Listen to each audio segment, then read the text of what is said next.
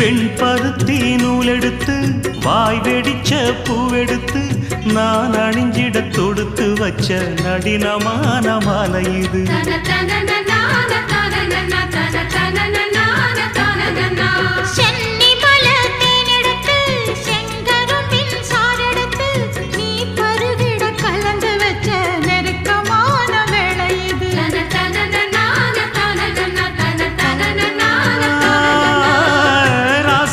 உடம்பிருக்கும் ரவிக்க துணி நானாக அன்னாடம் சூடி கொண்ட ஆசை வச்சாகாதா.